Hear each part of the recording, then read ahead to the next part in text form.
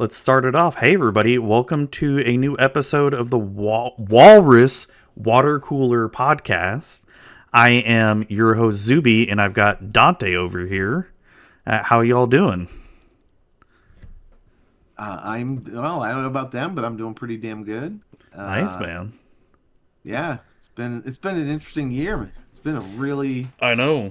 entertaining, if nothing else, year. Yeah, so I know we're going to talk about, upcoming projects and stuff and what we've been doing the past year, but also just, God, talk about the progress that we've made in the game studio this past year. Like from when I think back to January to now, like look how far it's come. Yeah, it's been quite a haul. Man, I can remember this time last year where we were just starting to talk about doing certain things, and like one of them was well, would we ever be able to actually put together all the pieces to publish a book? And of course we did that, so there's been a lot going on, and lots of challenges, right? Opportunities to do things better, and just do things in general, cross the finish line on some things. But yeah, it's just been where we are now is good. We're making good, steady progress. Yeah, man, because I remember last year, 2022, I think it was like I sort of talked a little bit about joining Walrus or something, and then Yep. we something like we started talking, and then of course real life hit me, and I had to go incommunicado for a little bit. Yep. And then when I came back, it was just I know you and Kurt were all about the video games, and I'm like I can't program. There's nothing like I felt like I couldn't contribute as much to video games as like say like you or Dustin or Kurt can, and because that's just not my strengths. Right. But and I'm just like, well, what about? I sort of came to you guys. Well, what about TTRPGs? Because I've had some adventure modules written, and you all were on board for it because I've told you I've had this world I've developed, ever since I was a kid. And Yeah.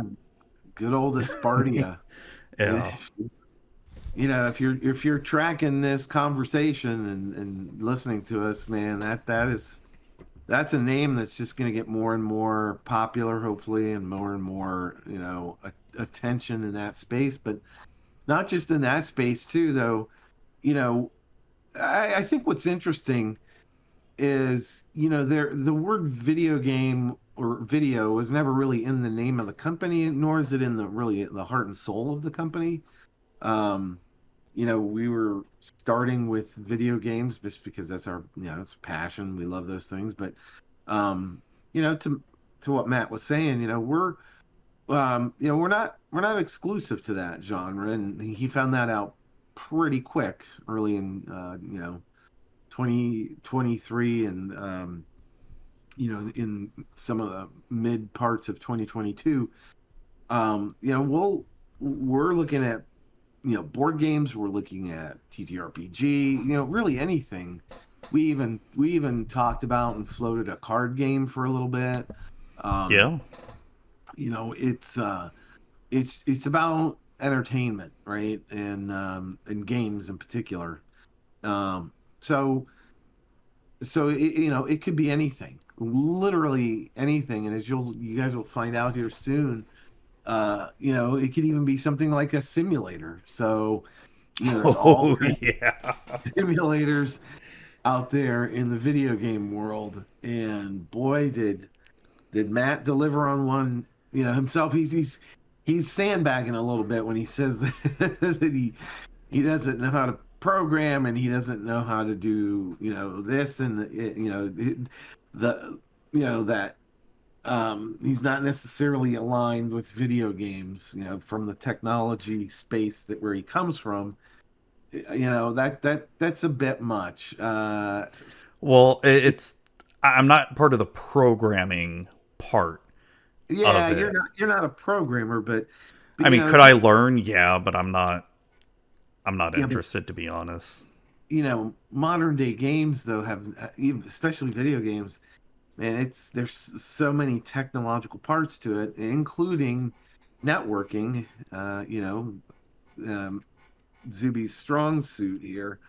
Um, I mean, let's face it, any video game that purports itself to be multiplayer co-op anything, right? Yeah. If that network layer sucks and it's the least bit slow or glitchy or whatever, forget it. It's not going to make it. Especially amongst the streamers, the influencers on Twitch and YouTube. They're not going to play it online because the last thing they want is for their community to start looking at their phones when they're playing a game or get distracted, right? It's all eyes on them, Yeah. not all eyes on them when when something's working well. So, I knew Matt would be able to contribute, and he has. So No, I appreciate that. Speaking of streamers, influencers, and all that stuff, I've made it one of my New Year's resolutions, because I know I've talked about this all past 2023, is I'm going to start streaming more, try to be more active on social media again like I used to be, start hmm trying to do this podcast more, even if it's solo, because we need to start building up hype. Because not only do we have a book release coming up in the first quarter of 2024, we we've do. got possibly 2 video game demos coming. I don't want to say quarter one, but could be quarter one, could be quarter two. Hopefully no later than quarter two, but life happens. Um, Yeah, quarter two for sure. yeah, this is unfortunately this isn't our primary day job, but Yeah, not yet anyway. yeah, But an interesting thing is happening too, though, around us. So as we slowly start to talk to people here and there, right? It's interesting how many other people who quote unquote have a day job are interested in, like, hey, I could do this.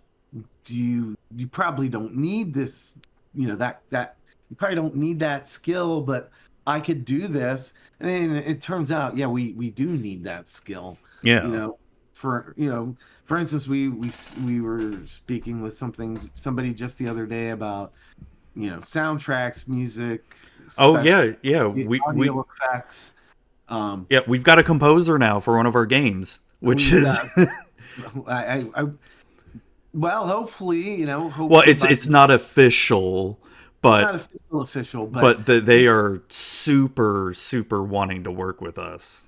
yeah, and so he's a composer, and I would think that it's more than just, we're going to start with this one game, and hopefully everything works out, beneficially for everybody. And if it does, then he's going to be helping us out on a number of initiatives and projects. So Yeah, so now that's another checkbox that we have. So we've got graphics design people, we've got some artists that are willing to work with us, yeah, knowing that pure startup. Um, so it's crazy. It's um, we did some things in 23. Some of them didn't pan out, but more than anything, I've just underestimated how many people want to actually contribute once they start hearing about what's going on. So, yeah, um, yeah. And that's a great point, because there are people that we both know that have made mention to me that they want to help out, but they're like, I can't program. But I'm like, listen, I can't program either. I'm definitely more of the creative side. We all have our own strengths, and I try to tell them like what each person on our team brings to the table. I've described your strengths, my strengths, Kurt's, Dustin's strengths, and all right? that. And it's everyone brings something unique, and and that's what I love about this. It's and the fact that, like you said, we've got the person who did the Darkstorm adventure logo. She you know she's more than willing to work with us again for other stuff, and I want to use her again for other logos and graphic design stuff because she just did such an amazing job, and she knows other people that she can link us to, and I think it's just part of that networking of you know Yeah, it really is. it'll start snowballing. You know, okay, I mean, it would be fantastic one day to have all these resources under one umbrella all the time, but you know, that's things aren't that way right now, but I still consider it to be one umbrella in a way because they everyone's being fair about like compensation and work effort and what they're willing to contribute and what that compensation looks like. Sometimes it's sweat equity, sometimes not. You know, but all of them are excited about like working on the projects that Walrus Game Studio is has momentum on and direction and that they want to do. So um, it's just really cool like that to see these people and like what Matt's saying about yeah, there could be some people that just help us out in like pre-alpha, that maybe even just looking at something and saying, yeah, that I wouldn't play that, or I would, or what about this? There's something I think that we're going to talk about here in just a little bit that was really born out of that. It was just one, it was one of our guys farting around, um, and some people jumped in and said, "Well, try this, try that," and now pretty soon we've got really what's probably going to be our first release. Do you want to just kind of start getting into it, like it Yeah, yeah, specifically?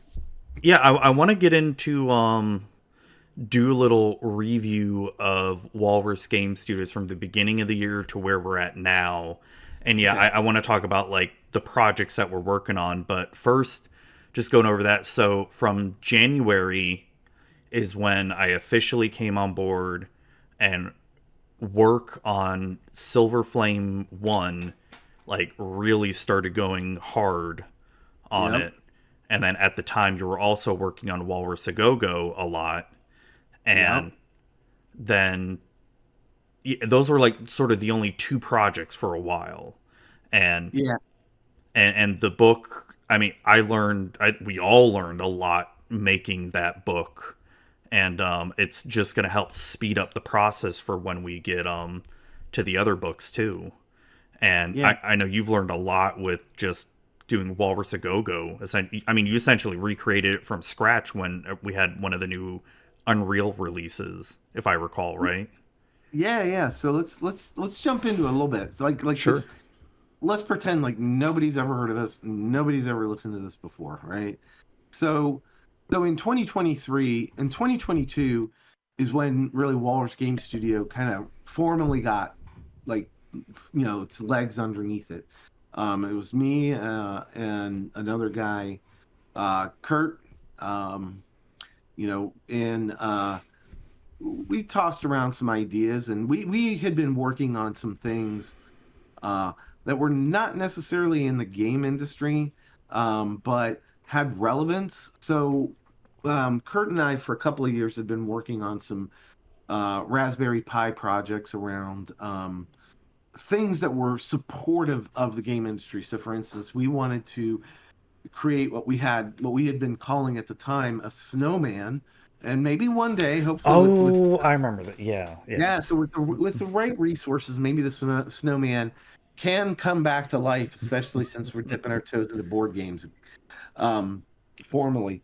But the idea was that it was a community device, not unlike so there's some of these video conferencing kind of things out there where different people get a different point of view, or can take control of a device and steer it around and change the camera angle and all that. And so we had been working on something that was based on Raspberry Pi to kind of do that. To you could one, and in the midst of COVID too, right? It was a way of having somebody put up a board game in their house, plop this device down, and all the remote players being able to work with and or manipulate the board game to some extent, cameras, laser pointers, whatever, to feel like they had some kind of involvement in the game, Yeah. including we were going to have a second camera that specifically looked on a like a clear plexiglass box where you could put dice and you could cause the device to rumble and shake and actually shake up Oh, dice, that's cool. right? So that you were actually physically involved with the game. You weren't necessarily rolling them yourself live, but COVID was interesting because what happened was the VTT community responded pretty heavily, and you could almost play anything then virtually, and didn't necessarily need a device like that, but it would still be cool if there was one. Um, but anyway, so that's kind of how, like, if you want to say Walrus kind of sort of got started. It didn't really have a name. It was just the two of us. But then, we had a nice, healthy Discord of like-minded people, and we were playing some TTRPGs online and some other VTT type content. So, um, anyway, Kurt and I founded Walrus because um, we, with my son being in the video game industry, actually in college, in studying and getting a degree in it, there was a moment where I kind of had to dive in and help him out a little bit on a project, and he did, it was COVID, and people weren't, you know, Yeah. necessarily working collaboratively as much, and a lot of kids were kind of on their own. So I helped them out with just ideas and and just QAing what he was working on. I had to learn his game engines, right? So I had learned Unreal and Unity at that time, and I was like, wait a second, this this is difficult. It's not easy, but it's not impossible, right? And pretty soon we were toying, Kurt and I were playing around with it, and we decided, oh, okay, well, let's start with a simple game, a PvP kind of thing. And Matt, I'll let you jump in here in a minute, but Sure. we started out with just doing this simple game, and it turned into kind of our logo, our company hero, the Walrus, right? It turned into a PvP battle royale kind of last walrus on the iceberg game, and that's what we call Walrus a Go Go. And that was our kind of a starting point, a game that we would publish that we could learn from and learn all kinds of pieces like networking for the PvP stuff, co-op mode, just natural environments, almost realistic looking environments, physics, oceans.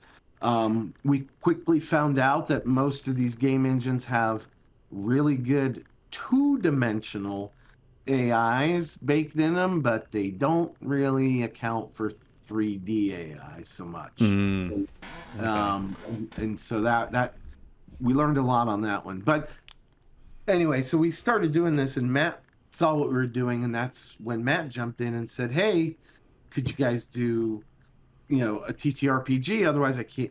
I don't think I can help you." Well, Kurt and I knew better. We saw a lot of potential in what, um, Zuby could bring to the table, as well as we said, "Yeah, why not? We're playing TTRPG. I'm sure we could do something with it." And that's where Silver Flame was born. Silver Flame is essentially a dream that Matt has had almost his entire life, um, literally, of this fantasy world that he wanted to bring to life, produce it in books, build out his world of Aspartia, right? Put the lore in it, the geography, you know, um, not unlike the way some of these other uh, systems out there have a preferred world in which things happen. Ours isn't tied to a game system. So that's where Silver Flame was born, and it was born on the concept of, we'll do this, but we want to make it so that it's playable by at least two of the major game systems out there, fantasy TTRPG systems. Yeah. And so, Matt, I'll again hand it off to you on that with Silver Flame. Yeah. So Darkstorm Adventures is um the TTRPG arm of Walrus Game Studios, or Darkstorm, I should say, because we're going to eventually not just do only adventure modules, but there'll be like, source books, Hmm. other stuff, maps and whatnot. But I mean, I came to it because I had just finished pretty much doing my Magic the Gathering podcast because I was getting out of the game, and but I still wanted to create something, and I've been playing D&D forever, and had this world forever.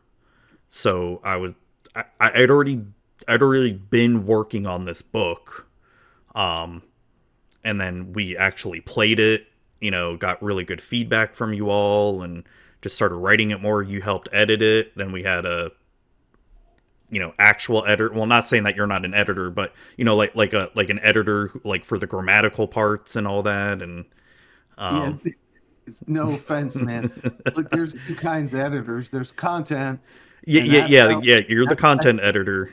that's playable, or here's your loopholes, right? Here's Yeah. here's the so little background. Um, while I was in college, I spent my working college years inside of a theater, right? A movie theater. Hmm. And it was a big one, and we saw just about every really good and really crappy movie roll through us. And so you get you s- when you really plug into that kind of a universe, especially when you're on the working end of cinematics and theater. Um, Boy, it's pretty easy to just sit there and tear movies down. We used to have Thursday night previews with the staff. We would watch movies, and we were brutal. I mean, even for the good movies, Oh like we man. find the plot holes or what happened to this or how did the dog beat this Land Rover down the mountain. And I won't get into the name of this movie, but and the dog's waiting for them on the mountain. They just left the dog at the top of the mountain and were going downhill full speed with his Land Rover, and yet the dog somehow or we would just you find all those things. And so Yeah. as that kind of critical content, or did we plug all the gaps? And yeah, I can do that. But boy, the technical details of editing, the grammar, the punctuation, that sort of thing, yeah, not that was somebody else. Matt, I'm Yeah. sorry. No, no, no. You're fine. You're fine. So, um, the progress of that book, it's now finally at a point where it's like pretty much done, right? We had the failed Kickstarter that we tried to do. It's I say failed, it just didn't get funded, but we learned a lot from it. Hmm. And we knew that even should that Kickstarter not get funded, we're going to release the book anyway. It's not like this was a make or break for it. We just kind of wanted to, generate interest and, try to cover some costs for it. But you know what? It's fine. It is what it is. And we'll learn from it. And Yeah, I mean, we hit what we were a third of the way, so yeah, because there was some genuine interest in it. oh yeah, oh yeah, and but now where we're at with the book is all that's left is the cover art, which we are contracted with an artist right now to do a full spread for the book. Hmm. And then at that point, it's really just coming up with a release strategy, and that's it. Holy crap, we've got like our first product out, and it's like gonna be soon. Yeah, it is.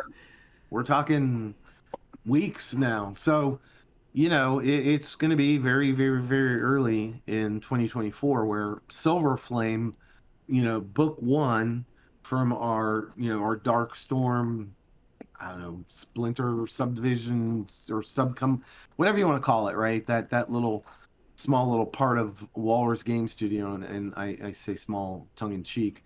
Um, yeah, but it's coming. So Walrus Game Studio is now has basically officially its first release, which is this TTRPG book in the world of Aspartia. Um, there's a Silver Flame 2. The work has already begun on this. and Yes. honestly, Matt has given myself the creative freedom to own an entire continent in the world of Aspartia, and Oh, I and haven't even I gotten that part yet. yeah, Because and well, so before we get into that, yeah, you are right. Book two has begun. It's officially begun work. There is some systems in play that we're gonna have to definitely play test coming up soon. Just yeah, need time. God, that's been the big killer lately for all yeah, of us. It feels like. it is time is our worst enemy. Um, So we've got that, and then I'm already starting to prep for how we're going to do play testing. So I'm already starting to plot how I'm going to be making this book, what I've learned from doing the first one, and trying to make a process for this. But I want to get into what you said before about the creative freedom for a continent. So there is something else we have been building, I think for the past 2 months now. And this is going to be completely private. This is, company only. One day maybe it'll be out there in the public, but at least for right now, it's private, company only. But we can talk about it. We basically have a world Bible now for Aspartia, or mhm. a glorified Wikipedia for it. And it took me a month and a half to get my 20 years worth of digital notes together. Yep. Um, It was amazing watching it trickle in. We just couldn't keep up with it. I still haven't even gone through all my physical notes yet. Yeah, I mean, it just keeps coming in. The lore, I mean, there's so much. It's like a tidal wave of ideas, lore, settings, possibilities.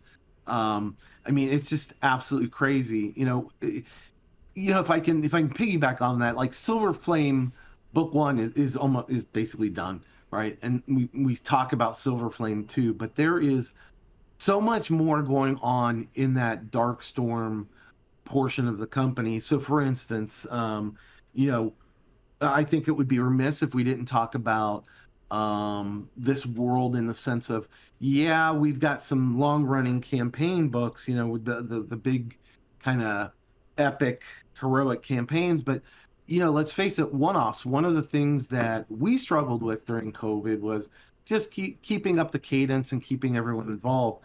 But what we learned is it'd be great if we could just play some one-offs. So we have an entire one-off book. It's called or series called was it the Blade Auction, Yeah, the Blade right? Auction. Yep. So there's this entire separate thread to the world of Aspartia where it's just going to be a series of one-offs Which I that can't wait for. yeah, well, I'm working on them. Working on them. We did run one and it was good. So, Yeah, and that system we need to that's the system we need to flesh out because that's going to be the big selling point of book 2, it is. and So I can't wait. actually we ran two. We actually Oh ran yeah, we did. Yeah. Yeah. we ran The bank the one. yeah, we ran kind of an Ocean's 11 kind of bank heist in undead territory. And we also did another one again. I won't hint at it, but a subset of rules. Uh, and Yeah, it's we did it when I came up in yep, the summertime, yeah. it was super super super duper interesting. It was fun. And yeah, and Kurt and I had done it before Matt. We had run this set of rules in this particular scenario in this particular setting before, um, just before COVID hit, and Kurt loved it. He had a blast. He still talked about it to this day. So, as 2023 was evolving and we were getting Silver Flame 1 under control and it looked like it was headed towards Kickstarter, Matt started bugging us about, like, I want to try that when I come up to Columbus in the end of summer. And so we played it. And yeah, it's a decent part of Silver Flame 2, for sure. And Yeah. so we're working on those rules. We think we've got them fleshed out. We came up with a version like 0.5, and I really want to drill down on it hard and make sure it's as just smooth as possible, right? Yeah. It's not like you have to relearn like Pathfinder Second Edition or D&D all on its own. It's just going to be a nice supplemental set of rules for either system. Um, but it's cool. I and as part Yeah. of Blade Auction, so the continent I am fleshing out and drawing and putting lore to is Blade. A lot of Blade Auction happens on this particular continent, Hell away yeah, from man. the Silver Flame, but still linked to it, but a little Well, bit and separate and apart from Silver Flame. this is what we've talked about, behind the scenes too. Like, what's perfect about this is where even though I have this world and I have all this stuff happening, nothing's set in stone, right? There's a few things that are kind of set in stone, right? But as far as like other adventure ideas we want to do, as far as the continent you're working on or for other future stuff, we can do whatever the hell we want, right? Yeah, There's only a few hard and fast rules in the world right now, but so much of it is open to like molding of the clay, sculpting and whatever. yeah, So and Matt hinted at it at some point once we're done with our share of it of that world, and we feel like we've got the pieces we want out of it.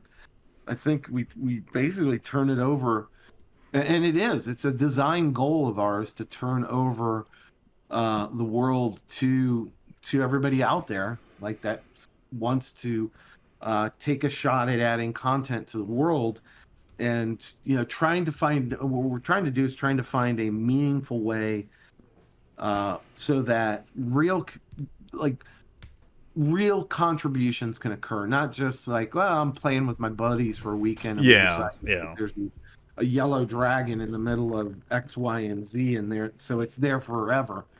A little more complicated than that to get the permanency of content.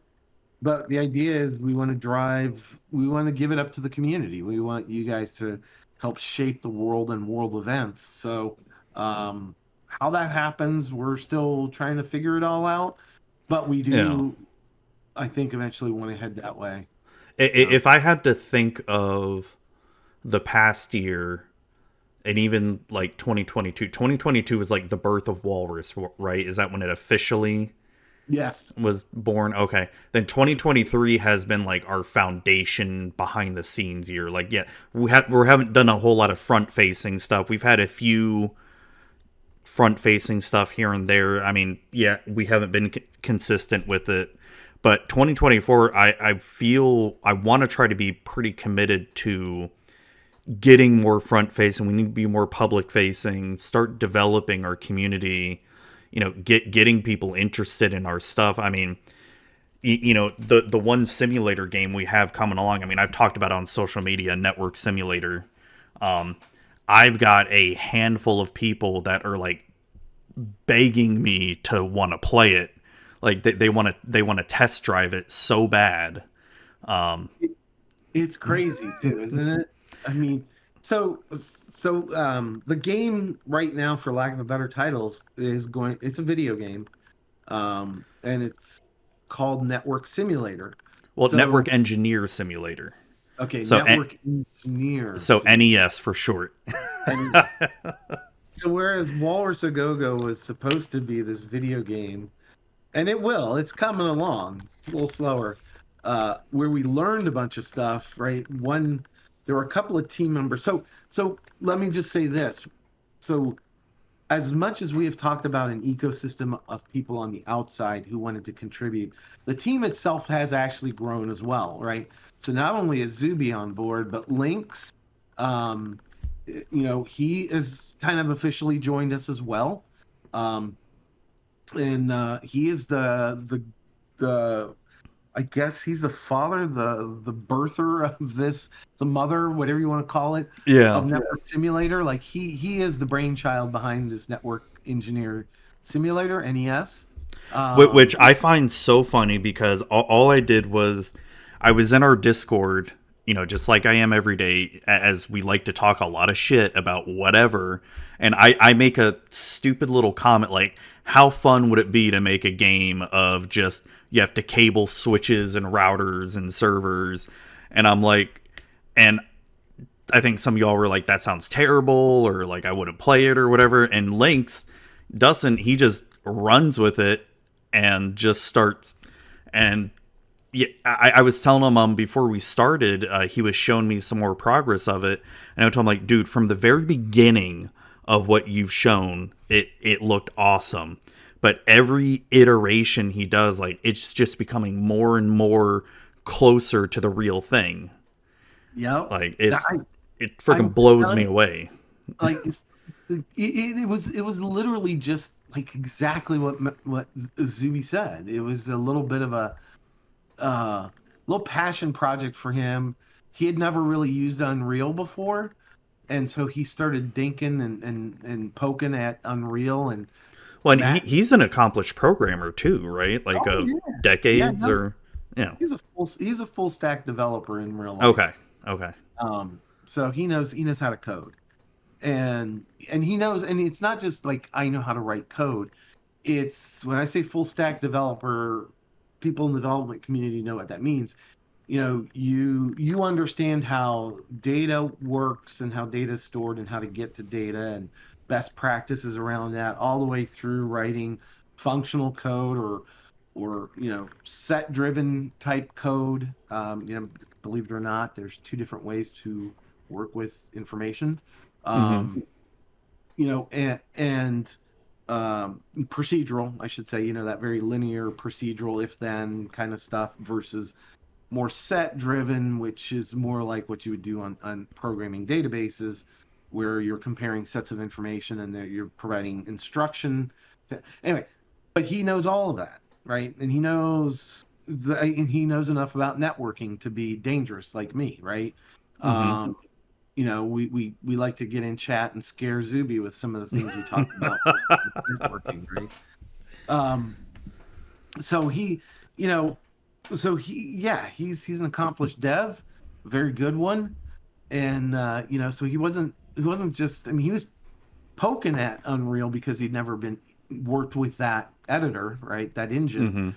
Mm-hmm. But lo and behold, he took to it very well, and after dinking along and entertaining some of Matt's requests, like, well, make it do this, make it do that. He thought, well, this is a game, this is a simulator, and Lynx is is somewhat conservative in his commitment to things. Like if he commits to something, he's going to commit to it. Yeah.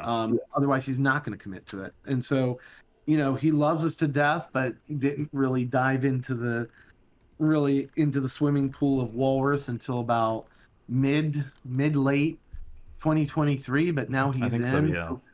So we've got another member.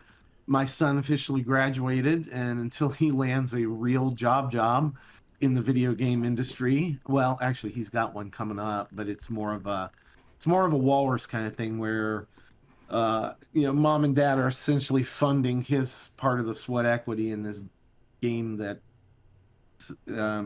some people reached out to him to help develop. But he's also going to contribute to Walrus as well, so he's got that. And Yeah. lo and behold, I have another son who is now doing programming, like for video games as a major, not just the video game design, but also the programming aspect of it. So he's about 3 years out from graduating on that. Nice. So we got that, and then we've got some other people who are official walruses, but they're just waiting for their moment to shine, so to speak. Yeah. Like, a certain Mr. Phony McRing, I know. waiting in the wings for something to project manage of Well, substance. hey, I know Phony or Boy Phony, he super busy with life and, not to get Yep. into his business, but, and Yeah, he's I, busy.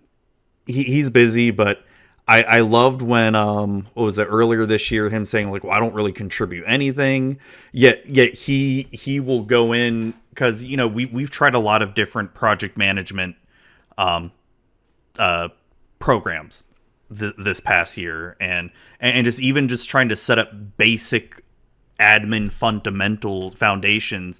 He just went in and just started building up like think of all the I hate to say boring stuff, but for people like me, I find completely boring, like all the the knowledge based stuff for your company, the HR principles and guidelines and mission statements, and stuff like that that just sounds so boring on paper, yet he finds absolutely fascinating that he's helped us develop.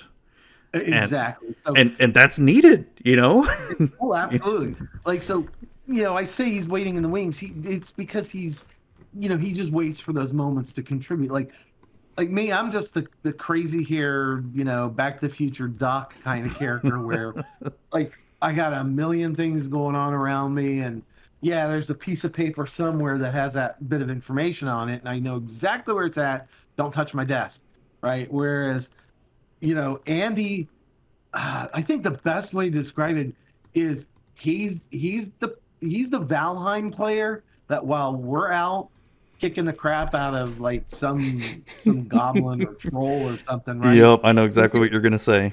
Yeah, we get back to base and all the chests are organized, labeled, assembled in a And grid, that's alphabetized, that's right? not a joke either. That's That's not a exactly what joke. he would do. And he loves that, and we love him for that, you know. But he'll go out and kill stuff too. But like he loves doing that. He's like, nope, there's a piece of coal, and it's that's not where the coal goes. It goes way over there by the forge, and that's where the coal It's box true. is. It's true. It's But just yeah, so but yeah, and that's just a great example of someone bringing their strengths to the table, right? He's exactly. not a programmer. He's not a artist or anything like that. But He's not. And look, I'm not trying to rain on everybody's parade who wants to be a video game developer. If you're watching this, I'm just going to tell you this reality. In the end, you have to have the mindset that this is a company, and your company is no different than McDonald's or say, the grocery store down the street, or somebody else, or like a Barnes and Noble or something. You got to have people who are going to work on your financials, right? Pay your yep, taxes, work the books, make sure that the bank accounts are set up, cover all the regulatory stuff.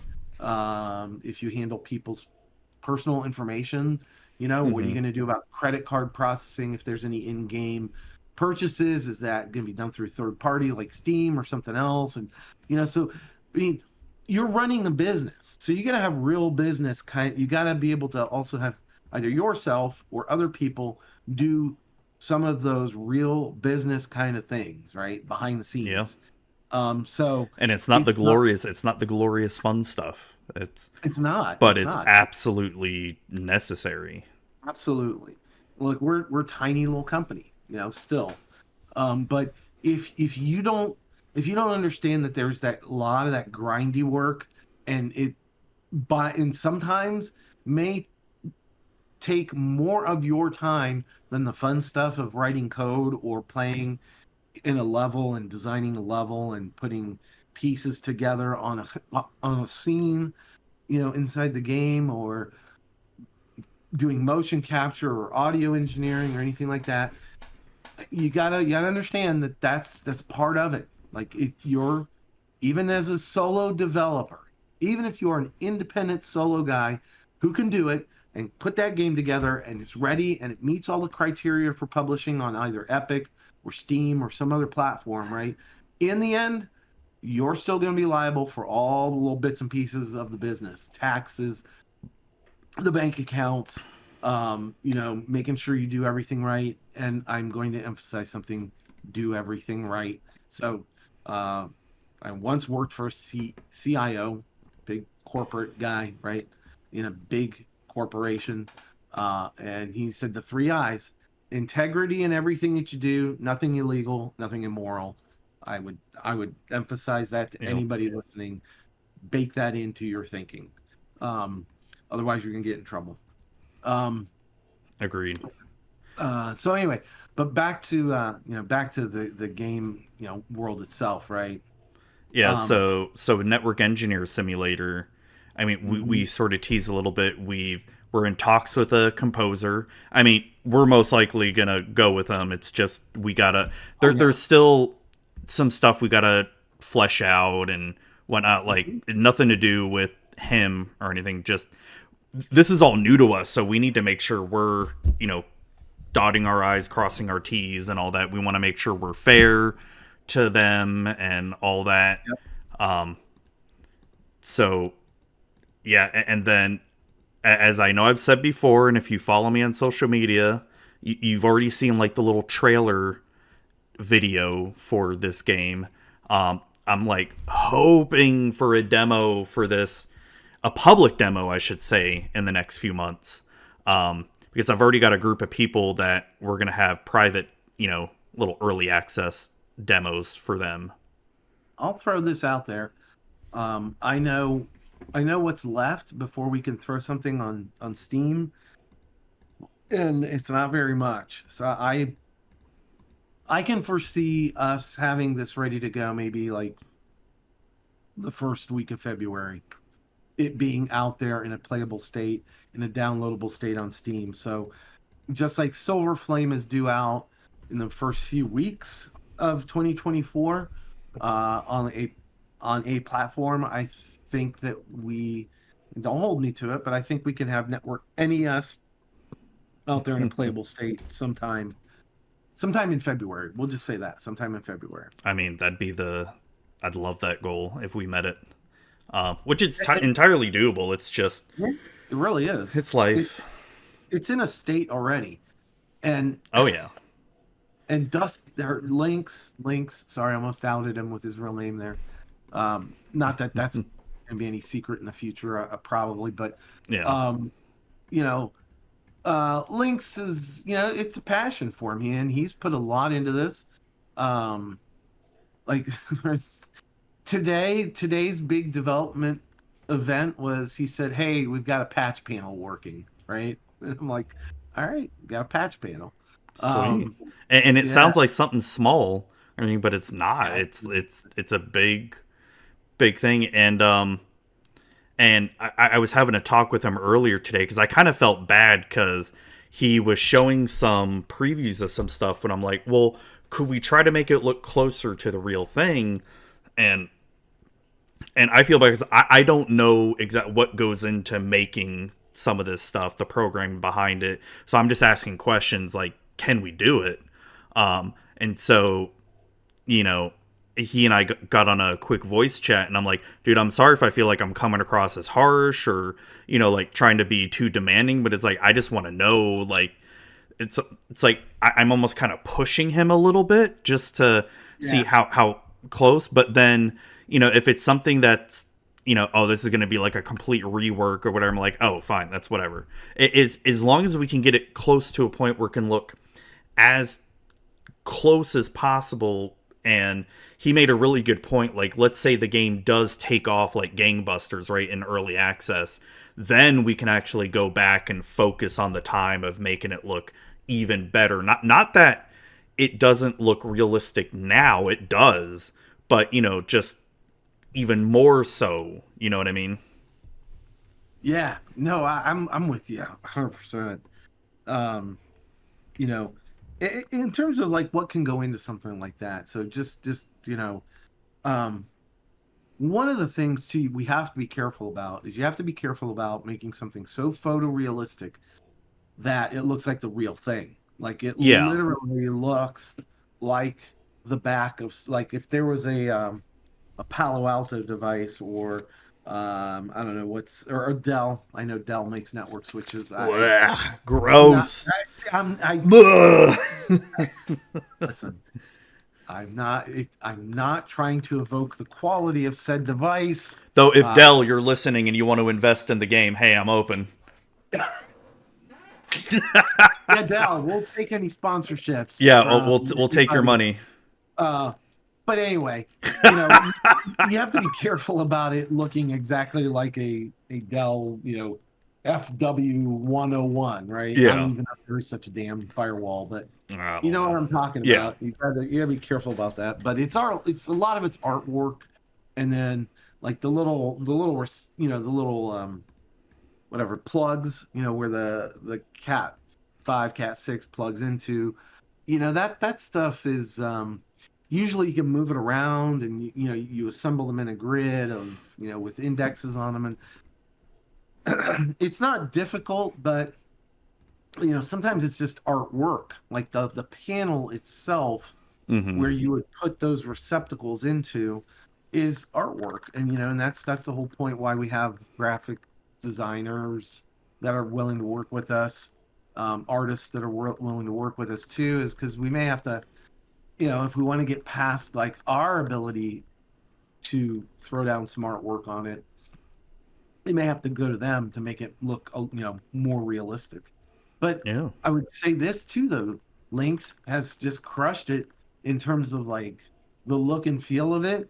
Like there's a walrus logo on each like device right now in the Hmm. network stack, and each one of them glows a soft purple And when the device is powered on.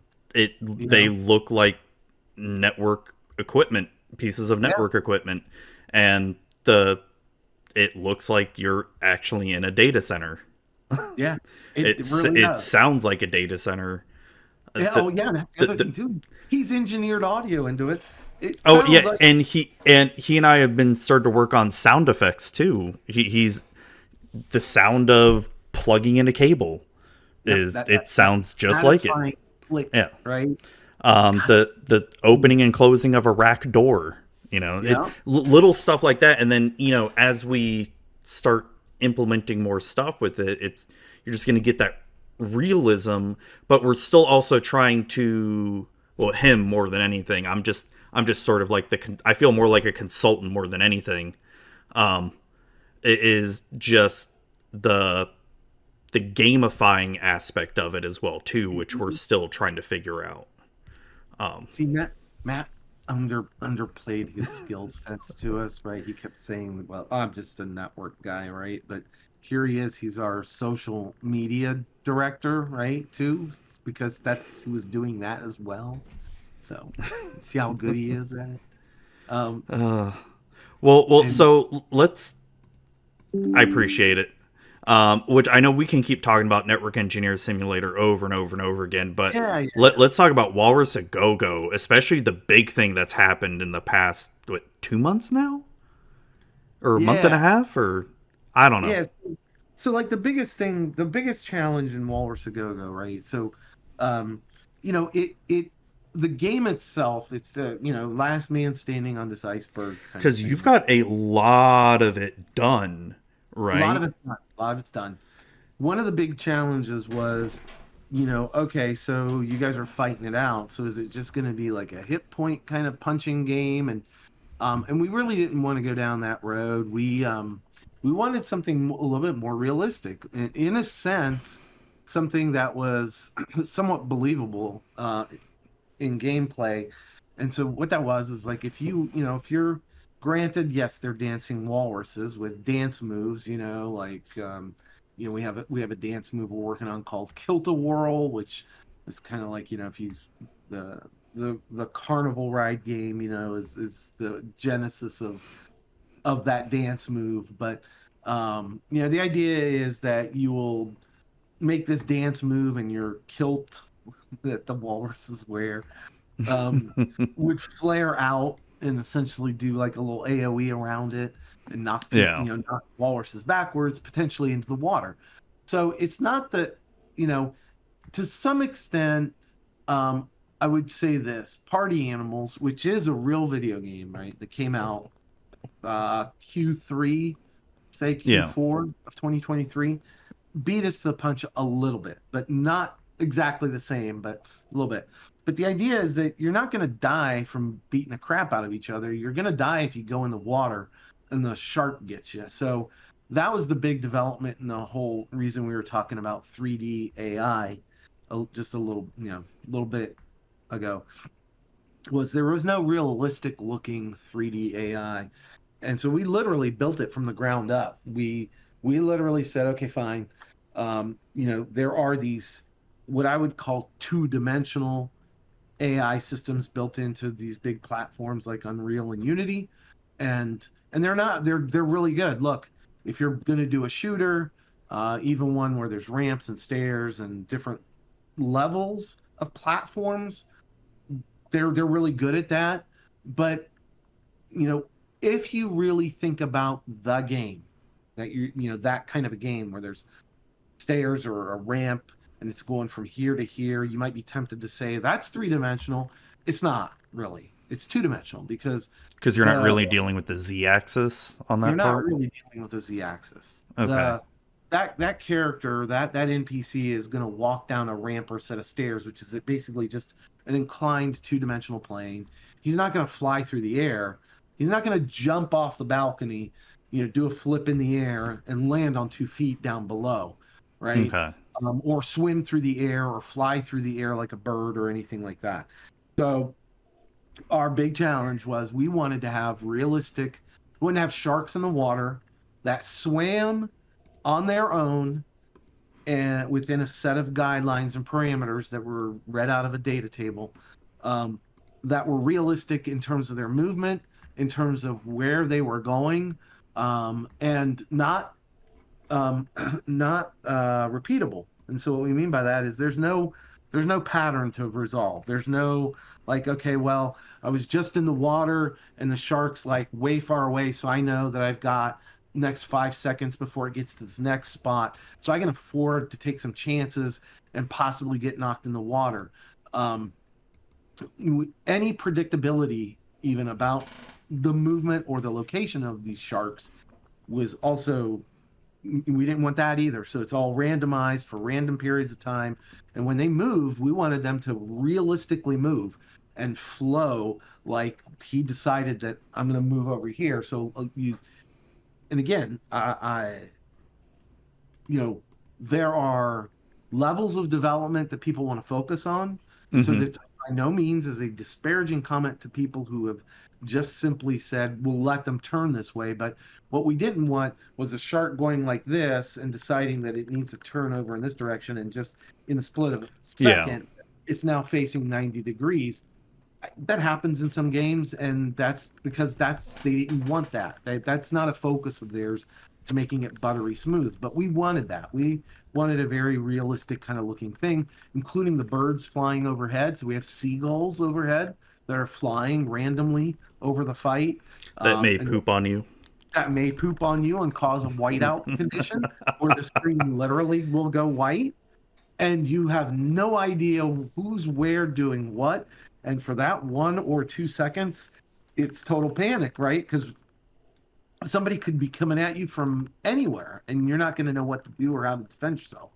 So even the birds play their little part in the fight, right? They contribute to the fight, not to kill you, but they're going to, cause you all kinds of grief. Um, but we wanted these things to look natural and feel natural and not janky or, you know, cheap, right? So Mm-hmm. that's what unfortunately, Walrus Go um, took a little bit of a re-engineering on that point. We had something working, but it really felt, in the end, it really felt like it was uh, kludgy. The coding on it was a little bit suspect. So we just said, you know what, let's just start from scratch. Look, we tried to force this thing and make Well, this certain set of blueprints and coding and everything work a certain way, and it kind of well, and sort we of did. also updated our Unreal We did. So that engine too. Yep, that was the other thing too. Unreal um, came out with 5.2, and well, technically they also came out with 5.3, but they really were on a fast track of 5.0, 5.1, 5.2, and we said, you know what, we want to be in that 5 space. We pulled out. We started in 4 dot whatever the last version was, and we said, we liked a lot of the features that were coming out in 5. So that was another thing too. We totally just because the sharks weren't and the birds and the other 3D AI wasn't smooth the way we wanted it. Um, we just said, okay, fine. If we're gonna have to rework that, the other stuff's not so bad to Mm-hmm. re-engineer, and a lot of it would actually translate C++. So we actually just pulled the plug. Until what Matt's point, we stood up a whole new 5.2 environment for Walrus A Go, and we plugged everything back into it, including having to re-engineer the physical design of the bay and the iceberg on which this all happens. And honestly, I like it better. I like the new design, the new fuel. uh, I like it better. So in the Yeah, end, man. everything worked out well. The 3D AI now is just so damn smooth, so realistic looking. Honestly, No, um, it looked good from the last time you showed us. yeah. Now it's just about so another thing, another fun thing that came up. Do you want to talk about the mocap, or do you want me to keep Yeah, rambling? yeah. So one of the big things that the game needs is animation.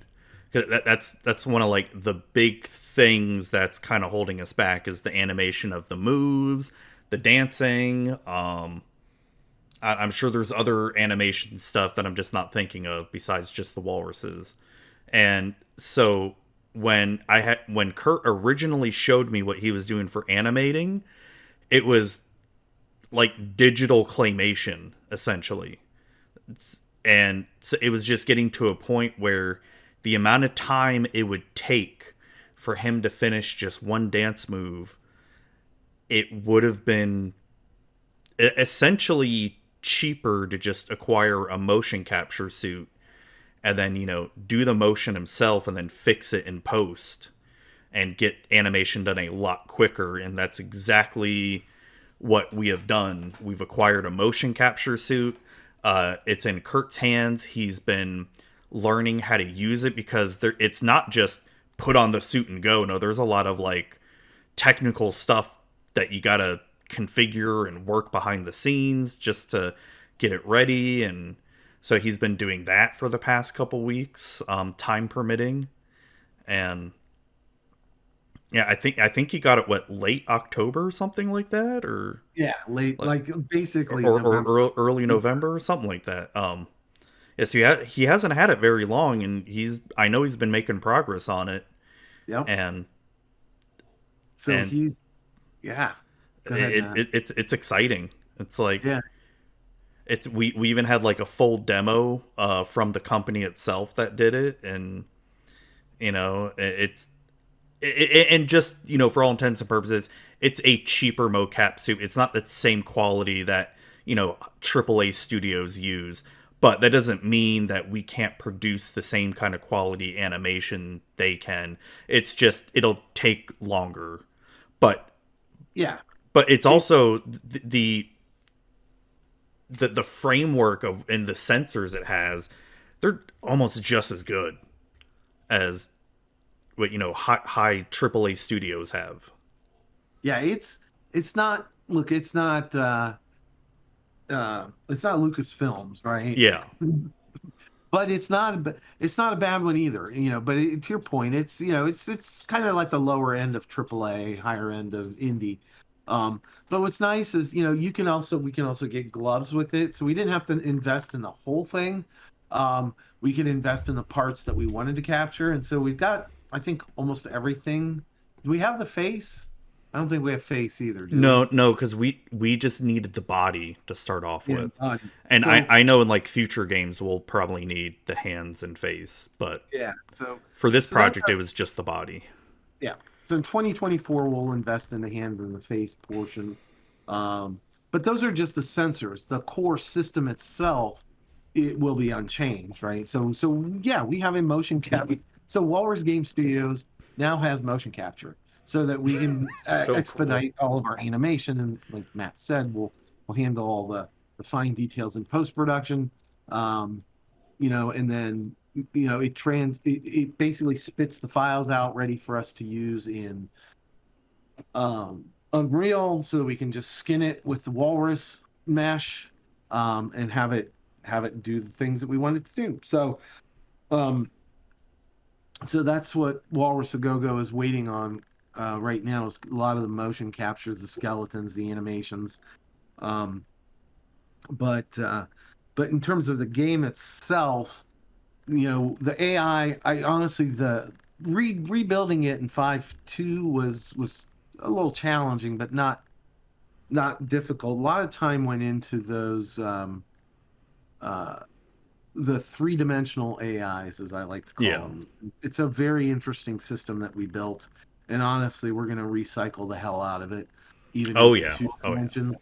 I don't think Walrus Game Studios will rely too much on the 2D animations that come from these systems built in, unless we just need a quick hit, right? If it's Yeah. something quick, we'll do that. Otherwise, we'll probably leverage this investment that we've made because it's so good. It's so smooth. It's so clean. I Um, know. I'm excited about this. I hope we get a demo of it mhm. next year, And just to get people out there playing it. And what's interesting about it too is I could actually see us if we put a camera component into an NPC that's using this, right? Um, we could probably even leverage this for like, dare I say, not movie making, but for our own purposes in terms of like capturing content that we want, yeah. like cutscenes, that kind of thing for like Steam, like the Steam page or just advertising snippets, right? I think we could do it, right? And if we just programmed in the path that we want this guy to take, or even random stuff, like we could probably literally just have a bunch of NPCs play out a scene, and they'll be pretty Yeah. smooth. Anyway, Make our own version of Helm's Deep from Lord of the exactly. Rings. Well, Walrus Game Studio production. hell yeah. Um, So but oh yes. go ahead. Well, no, no, no. What were we gonna say? Because I wanted to move on to the next thing. Yeah, I was just gonna say it's coming. Walrus A Go-Go's coming. It's PvP. Yep. It's battle royale. It will be fun. It's co-op only, entertaining, family and friends. We're not looking for the sweaty. Uh, yes, there's plenty of non-sweaty DBD players out there, but if you're looking for a sweaty kind of DBD type environment, that's not what Walrus A Go-Go is going to be. Yeah. So anyway, All but it's right. coming. 24. Super excited. And then the last thing to kind of talk about, I don't want to give too much away because this is still like in the early brainstorming session still, but just as we sort of alluded to earlier, we are talking about a possible board game. I don't want to talk about what the board game may be yet because, Okay. like I said, we don't even know if this is going to come to fruition. Not that I believe it won't come to fruition, but we're still like in very early talks of what we even want it to be. First of all, um, Let me can I possibly maybe try to explain it not so much in the technical terms, but sure, just like in terms of a gameplay event that I like to quote a lot, that's hilarious, right? You know what I'm talking about? The trip. yeah, yeah, Okay, so the board game is based off of something else that Matt Zuby, right, has designed. Um, and we're trying to board gamify it. I which it'll really can't. eventually be a TTRPG rule set. Yeah, it's also a rule set. It's also and it's not it's a quick hitter. Like you would sit down, whether it's TTRPG or whether it's a board game, you're gonna play this in one night, right? But the Yeah, replayability is amazing. Um, so talking about sweaty situations, right? So we sat down to play this. It was me, Zuby, Lynx, and I think it was just that. It was just the yeah, three just of the us, three of us. Yeah, with Matt kind of being the GM over it all, right? And right out of the gate, second number one in this game, um, Lynx has a situation where he's incapacitated. And I think to myself, aha, I'm going to win the game. I'm, I'm going to come out. Not that there can be multiple winners in this game, by the way, right? It's not just like It's really just trying to survive. it's a Or survival kind of yeah. situation. Yeah. So I thought, oh, for sure, I'm going to survive. He's already on the ground. Like I'm done. It's a no brainer, right? Turns out, turns out, Lynx ends up surviving. I'm the one who ends up dying. Yeah. So if you think like, aha, I've got the advantage, right? It's pretty brutal. It's a fun game, fun, amazingly fun game, uh, but just absolutely brutal when it comes to like if you'll actually make it out of the Yeah, situation. don't get attached to your character at all. Yeah, oh yeah, It will this is die. it will.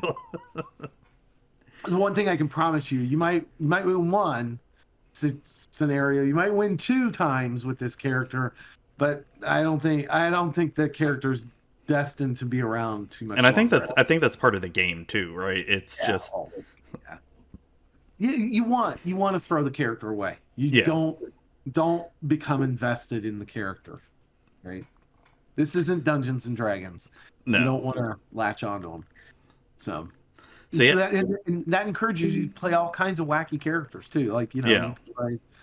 you could play your favorite political figure, knowing that they probably won't survive the game, right? Like Or Mikhail Gorbachev. yeah, Mikhail Gorbachev was. I mean, we laugh. We're laughing about this if you're watching, right? But he was a character in the game. Yeah, He was. I did make a character sheet for Mikhail Gorbachev. Yep. He was in the game. Who else? Who else did we play that night? Oh god, I gotta look up the. It was a funny collection of I'd have to somewhat try to famous find it, people, right? but yeah, yeah, I'd have to look for it. I don't know where right now, Like but you could literally have Gandalf, as one character, and whatever.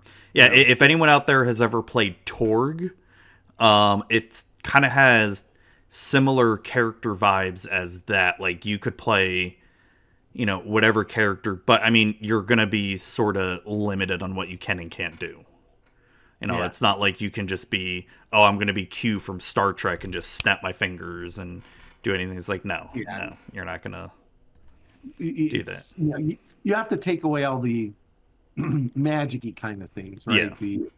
Yeah, It's more grounded in realism yeah, kind of game, but there's no reason why that personality, that the Q personality, couldn't be there, saying things like "mon ami" or quoting other, French things. So oh, you can mon literally actually capitaine. have Picard, Q, and Riker, trying to survive one instance, one playthrough of the game. I mean, it's that much fun, right? Yeah. It knows no bounds. So So no, it'll be fun. It'll be so fun. no, we'll keep everybody up to date on that as the year progresses or 2024 progresses. But I Yeah. did sort of want to end off our like little send off for 2023 because we only got a couple days left here as of the Yeah. recording of this, and I wanted to go over like some of our favorite things, media things that we had over the past year, and if I filled in my stuff. I didn't fill in yours, but we can just sort of go off. And if you don't have anything, that's fine. No, I And can put some meat on the bones here. so All right. we'll go with the first one. Favorite video game of 2023. What was yours? Favorite video game. I see your answer, and that's a strong contender for me to say that. But since you're gonna say it, I think I want to maybe try to look at something else. Oh, there was the game that we were playing a lot earlier this year Uh, that came out this year. We invested a lot of hours into it. trying to remember. God, we've been through so many. I'm Sons of looking. the. Oh, so, so all right. It was a really So good game, but there were so through the pandemic, right? One of the things that like Zuby and Lynx and Phony and myself and a few others were hanging our hat on just to try and make heads or tails and not go insane. Heads and tails of the world was we wanted to play the sequel to Sons of the Forest, right? And so for me, it personally didn't live up to my own internal hype. That's my problem. That's not Sons of the Forest's problem at all, right? And I think that so I will. I think it's a runner-up for me, Sons of the Forest 2. I okay. did enjoy it. I did like it. I don't think that we collectively had enough hands-on time, all four or five of us at the same time playing it, Yeah. which made the original one so much fun for us, right? Because we were just fucking around, goofing off, laughing about stuff. So, um, it's a runner up for me. Sons of the Forest 2. I Okay. did like it a lot. Um, I think, um, boy, you know what? I'm actually not going to pick yours because you're going to pick it. Because and I definitely agree, game of the year, right? But I think that there's this little game. I made reference to it, and I think it had its moment in the sun and might not ever have its moment in the sun again. Um, but for me, I was actually tracking this all the way through the pandemic too. Is I'm gonna say Party Animals. So Oh, I okay.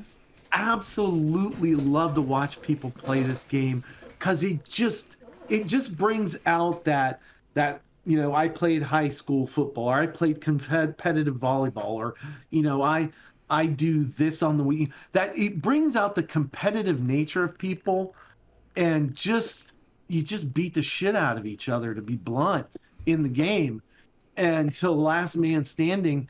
And it's just fun that way. It's not like um due to the floppiness of the characters and the kind of somewhat impreciseness of being able to like pick something up or interact with the world that much. It's just a lot of fun. It's just Yeah. fun to play. It's fun to watch people play it and beat the crap out of each other. Um, you know, And it's a fun it, multiplayer game too. yeah, it's just a fun little multiplayer co-op kind of eight person game where if you have a bunch of friends, you can all jump in and play together, and it's funny. It's just fun, It funny, is. entertaining. Uh, so for me, it's kind of my personal little favorite game Oh, of and the there's year. nothing wrong with that too. And It's yeah, it's not. But Matt's, so. quite honest, the one he's about to pick, I 100% mean, game.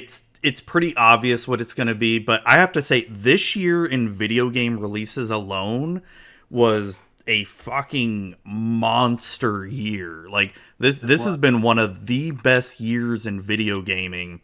We got Sons of the Forest, which was, you know, granted it didn't live up to your hype to the first Forest, but it was still a really good game. Um, Oh, it was. That's my own yeah, internal thing. we had a new Legend of Zelda game come out, and as you can see right behind me, I've got a whole Legend of Zelda shrine, which that's not my favorite game of the year. Which if this game hadn't have came out, it would be my game of the year. We had Diablo 4 came out. Yeah, there's Oh issues with yeah. Diablo 4, but I still had a lot of fun playing it. Hmm. Final Fantasy 16 came out, a new mainline Final Fantasy, and I'm still playing it now. And holy crap, it's fucking amazing so far. Spider-Man 2 came out, and I haven't played it yet, but it looks amazing. If you've played the first one, that game was amazing. Got Starfield, which was a huge, yeah, people may not like it, but it was a huge gaming moment for a lot of people. It was. I mean, look, don't downplay Starfield, man. It was a good release. I mean, it's a good game, Yeah. it's a good release, and it's not for everybody. I think part of the problem is a lot of people were there was this buzz about it being Star Citizen Light or Oh yeah, yeah, an evolution of No Man's Sky, or some kind of bastard crossbreeding of those two games. And instead of just like it's just a game, just measure it for what it is. It's its own game, measure it that way. yeah, And I've got my own opinions of Star Citizen. But it's a great idea. I'll just leave it at that. Star Citizen's a great idea. yeah. Um, But my favorite game of the entire year, which already won Game of the Year at the Game Awards, Baldur's Gate 3. I mean, yeah. I had purposely not bought it till it released. I'd not played any early access. I'd not looked at anything about it because I did that to myself on purpose because I wanted to go in completely fresh. Because you guys, I think, actually bought early access, played through it, We did. and so and I think early access only had all of Act One, so you guys kind of knew most of it at least at the time. And but Yeah. I went into it completely blind, and it felt like the closest experience of playing D&D you could in a video game. Oh yeah. 100%. It was just amazing game, amazing. Like the voice acting was great, everything about the story was great. I mean, I want to replay through it again, but God, I spent so much time playing through it. It'll probably be another year or two before I play through it again. But yeah, that's my favorite game of 2023. Yeah. No. It was. I mean, you're right. The early release on it, the playthrough was good.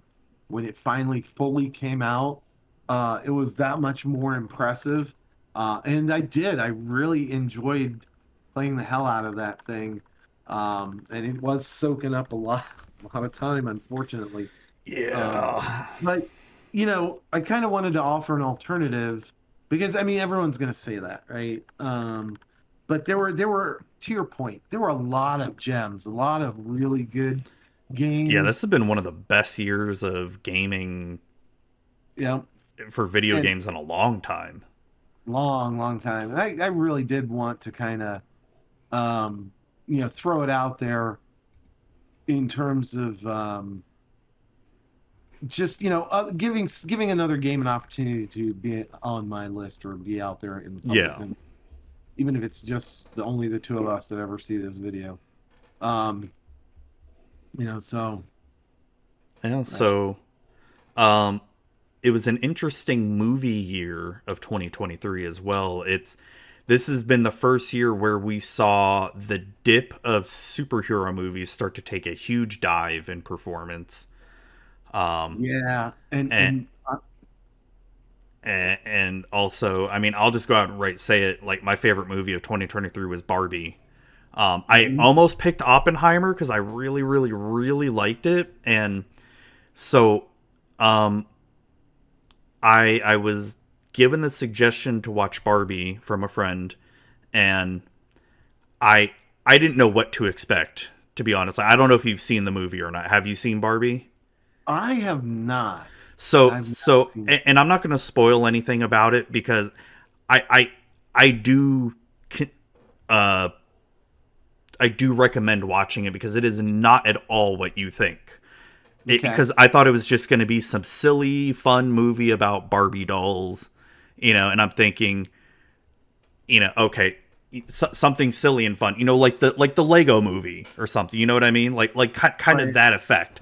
No, man, it's it brought me to tears, and it's just, and Wow. especially as a father of two daughters, I think it hit me that much harder too, with it as well. Wow.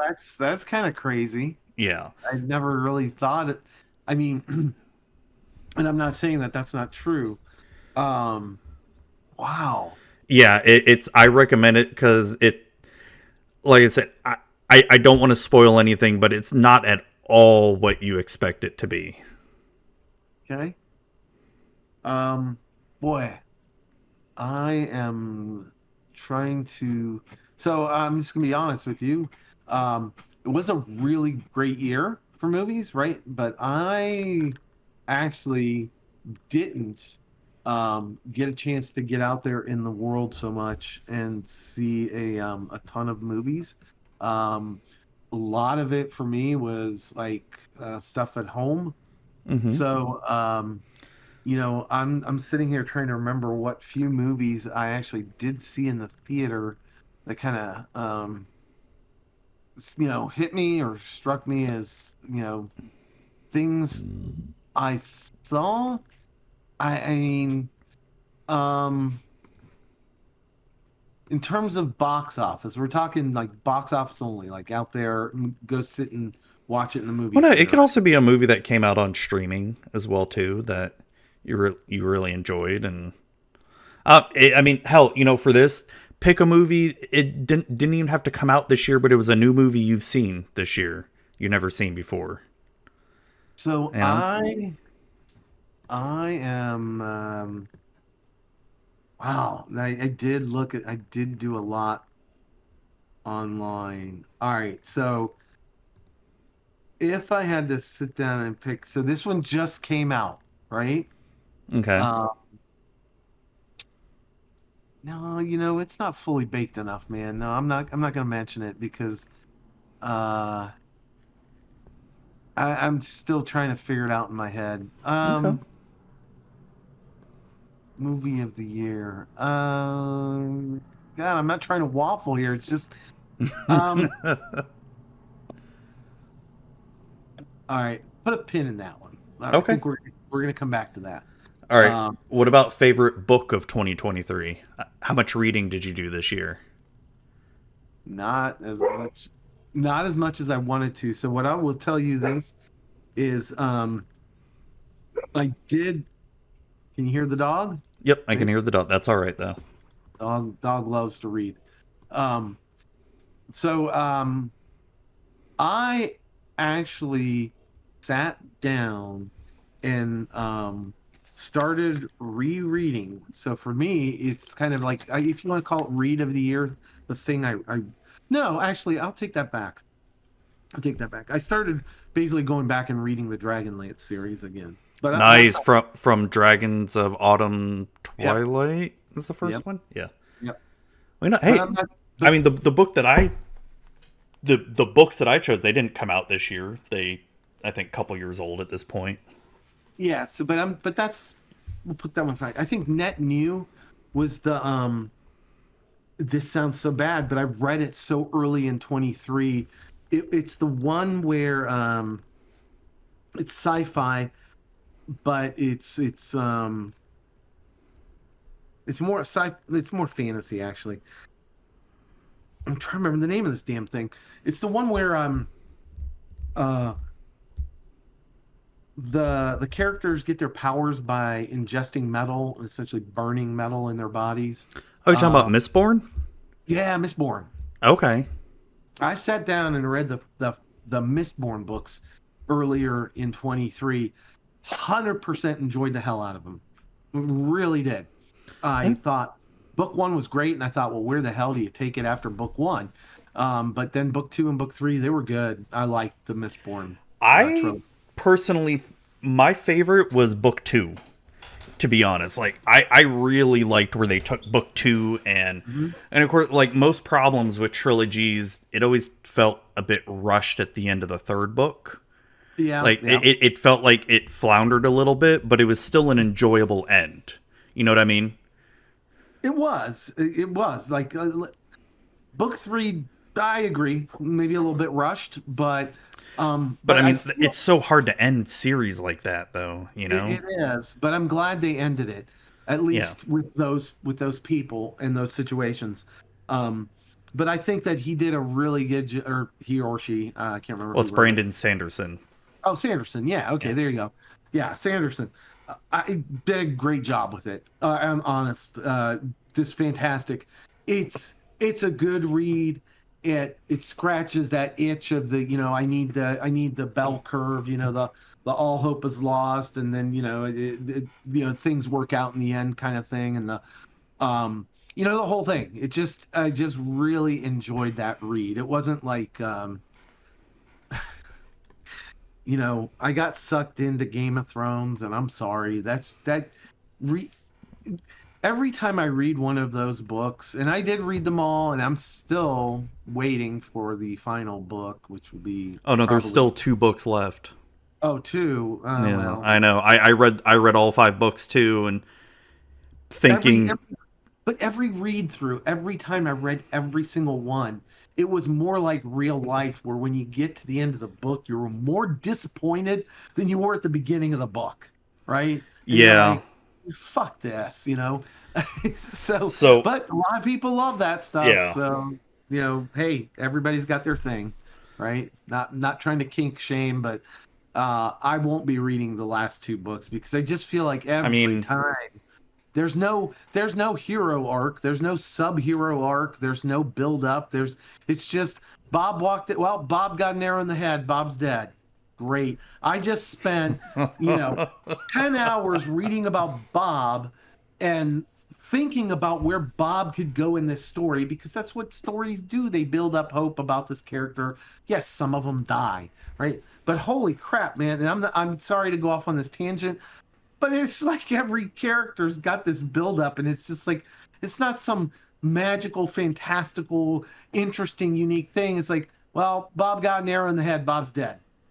Wow, yeah, it's a lot, dude. so I've been I've been doing a lot more reading this year. I've specifically read 30 books this year, which it's not a lot for some people, but it's a lot for me. And a lot of them have been very dense books. They're not. Some of them have been quick reads, like I've been able to read in a day or two. But I got the movie. I got the movie. oh, what's the movie? Dune Part One. Did that come out? Oh, you first saw it this year? Yeah, Okay, Dune Part One. yeah, that was a good Holy movie. F. I need That to I need to watch it again because I saw the trailer for part 2 not too long ago. I read the books as a kid Yeah, I read them a long time ago. and read them multiple times. Right. Kept waiting all these decades for somebody to do it right. Saw people try and fail, but I this is as good as it gets so far. Like Yeah, I was, and I was never this impressed with the previous two or three attempts at this thing, right? Um, yeah, because one of them had Patrick Stewart in it. yeah, yeah, back in the 80s. Yeah, Um, it was not very good. no, I'm just going to be honest with you. Um, None of them I would point to the previous ones and say, no, it was good. It was okay. It was good. Um, this one is it's great. Love it. Yeah, Absolutely love it. So that's the movie Dune. Dune nice. Part One.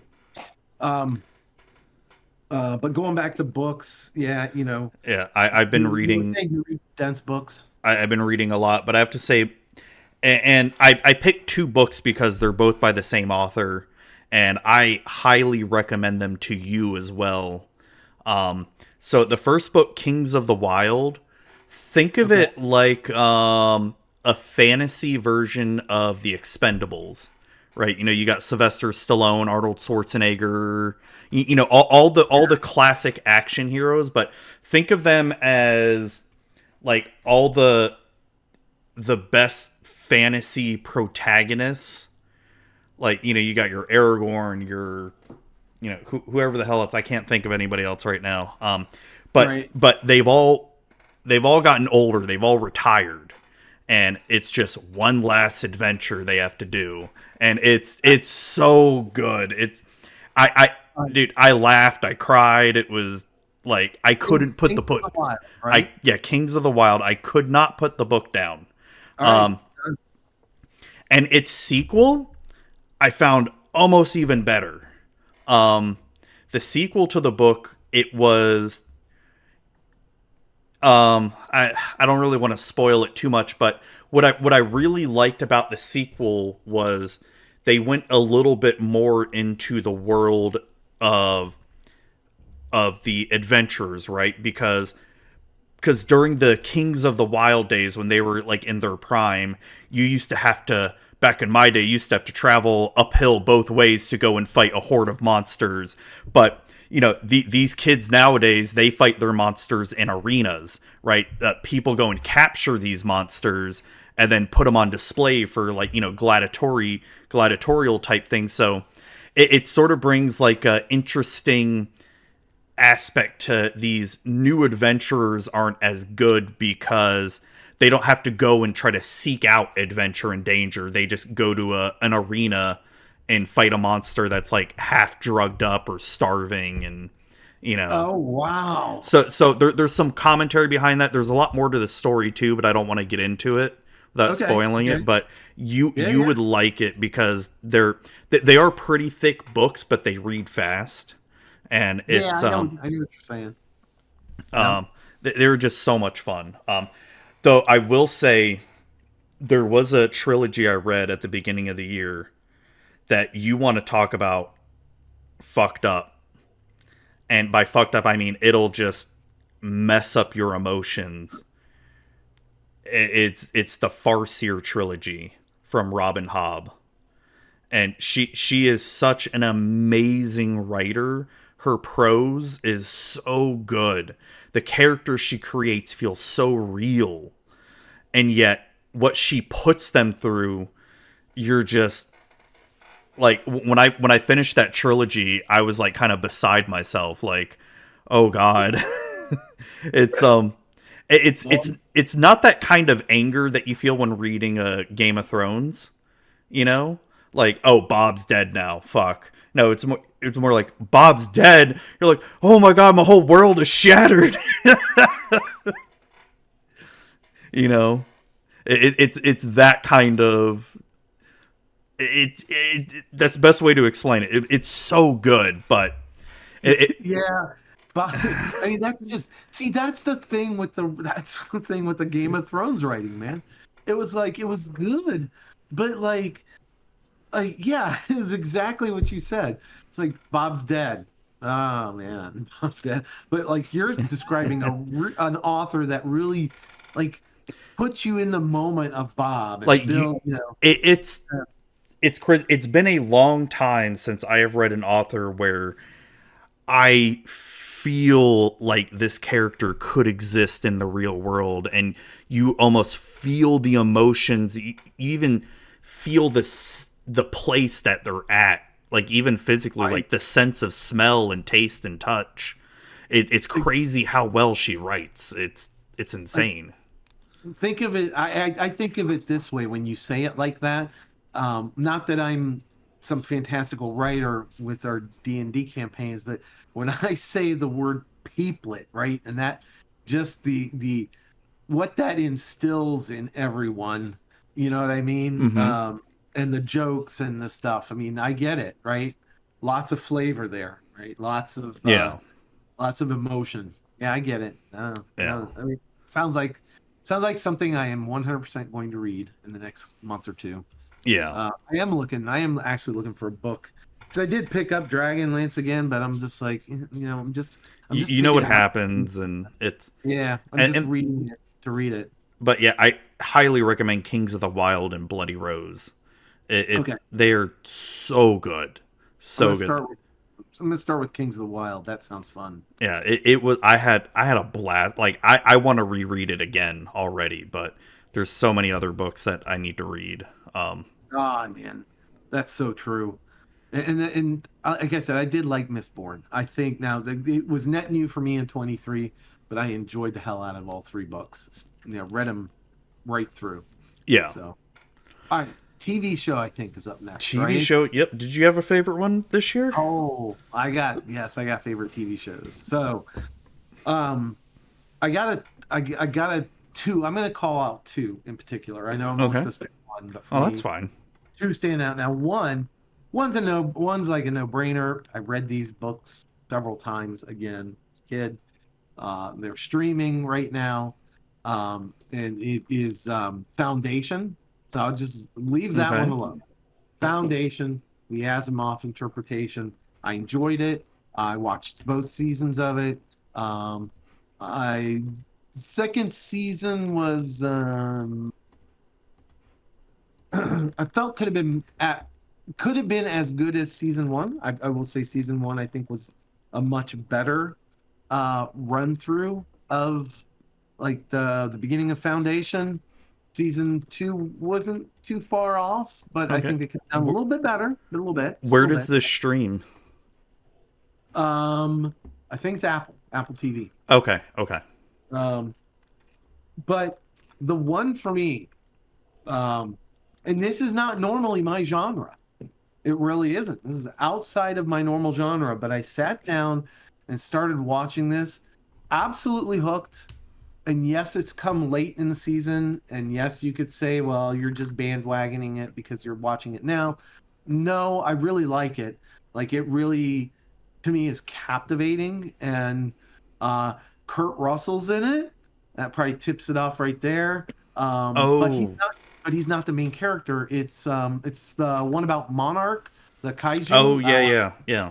Is that Yeah. good? Oh my God, it is I need. good. Okay.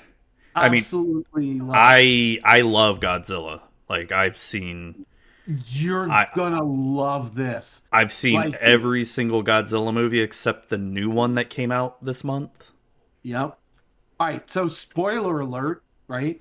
So there are, well, sort of a spoiler alert. I'm not really gonna say it, but I kind of am, sorta. Um, so like there's moments in shows where, you're watching the show and you're like, you can see the build up and you're like, okay, so something's gonna happen and this is gonna leave an emotional scar on this character and this character's Mm-hmm. gonna have to revisit it throughout the series and da da da da da da. Da. Yep, 100%, right? Um, another TV series that I actually have enjoyed, but I'm not gonna put it up there with these two, was the other Apple TV show about Invasion. Invasion, that's it, right? Okay. Invasion. Eh, it's good, but